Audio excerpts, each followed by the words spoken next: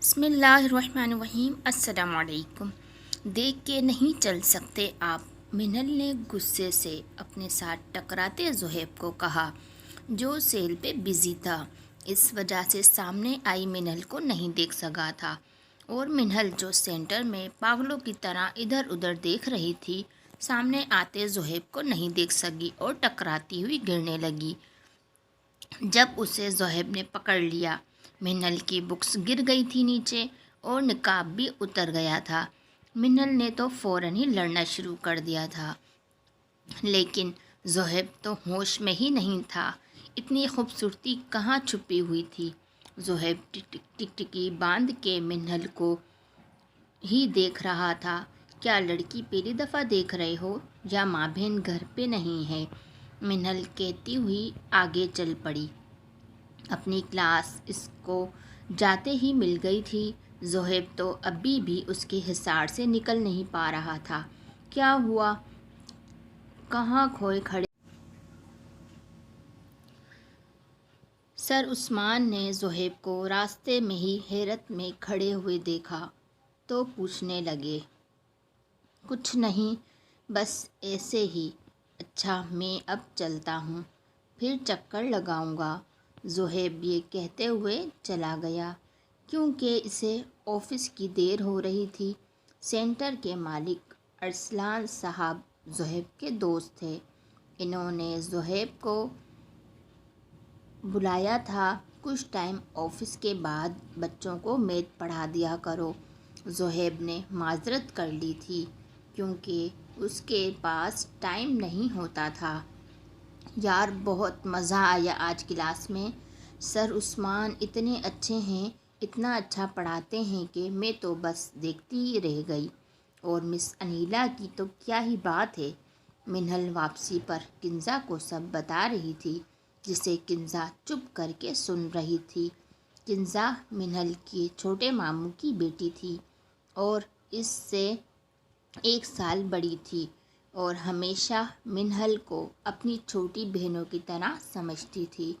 اس لیے منہل اس کو ہر بات بتا رہی تھی اور کنزا توجہ سے سنتی تھی اور اس کو پھر سمجھاتی تھی۔ آفس میں آ کے بھی زہیب اس پیاری سی لڑکی کے بارے میں سوچتا رہا۔ پتہ نہیں کون تھی، کتنی معصوم تھی، سیدھے دل میں اتر گئی تھی۔ صبح جا کے پتہ کروں گا۔ زہیب نے یہ سوچ کر اپنا کام شروع کر دیا، لیکن مائنڈ بار بار اس معصوم سی لڑکی کی طرف جا رہا تھا۔ صبح پہلا کام زہیب نے سینٹر میں جا کر یہ کیا کہ پیون سے الماری کی چابی لے کر نئی آنے والی گرلز کی فائل نکالی اور سب کی پکس باری باری دیکھنے لگا، اور شکر ہے سامنے ہی اب منہل کی پک تھی۔ زہیب نے وہ فارم الگ کر کے رکھ لیا اور مکمل انفارمیشن دیکھنے لگا تو منہل نام ہے اس معصوم لڑکی کا۔ زہیب منہل کی ساری انفارمیشن پڑھ چکا تھا، لیکن اس کا سیل نمبر نہیں لکھا ہوا تھا، اور ارسلان سے کسی اسٹوڈنٹ کا نمبر مانگنا مناسب نہیں لگ رہا تھا، اس لیے وہ خاموشی سے وہیں سے آفس چلا گیا۔ تمہاری زلفوں نے تو مجھے دیوانہ کیا ہوا ہے، ایسے ہی تو سارے کام چھوڑ کے نہیں آ جاتا، وہاج اپنی گرل فرینڈ صبا سے کہہ رہا تھا۔ یہ تو اس کا معمول تھا، جو بھی چیز پسند آ جاتی اسے اپنی ملکیت سمجھنے لگتا تھا، چاہے پھر وہ کوئی لڑکی ہی کیوں نہ ہو۔ صبا بھی اسے پہلی نظر میں بہت پیاری لگی تھی، اس لیے اس نے اسے بہلا پھسلا لیا تھا۔ صبا کو بھی وہاج میں کوئی برائی نظر نہیں آئی، اس لیے وہ بھی اس کے ساتھ رنگولیاں منانے کے لیے تیار ہو گئی تھی۔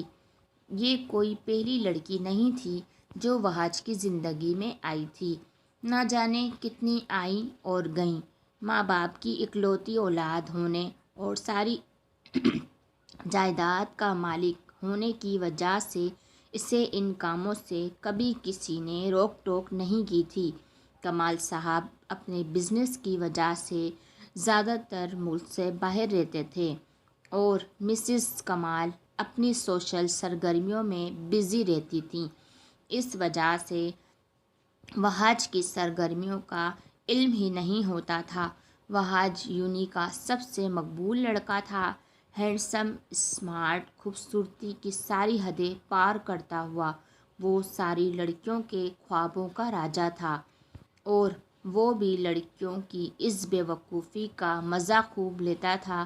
آج جب صبا نے اس سے شادی کا مطالبہ کر دیا تو اسے کچھ سمجھ نہیں آ رہا تھا کہ اب اسے کیسے ٹالے، اس لیے اس کی تعریفیں کر کے بہلانے کی کوشش کر رہا تھا۔ لیکن صبا بھی آج سوچ کے آئی تھی کہ وہاج سے فیصلہ کروا کے آنا ہے۔ نہیں وہاج، مجھے ان تعریفوں کی ضرورت نہیں ہے، تم مجھ سے شادی کرو بس، مجھے اس سے آگے کچھ نہیں پتہ۔ دیکھو صبا، میں نے تم سے کبھی نہیں کہا تھا کہ میں تم سے شادی کروں گا، اس لیے اب یہ ڈیمانڈ نہیں کرو مجھ سے۔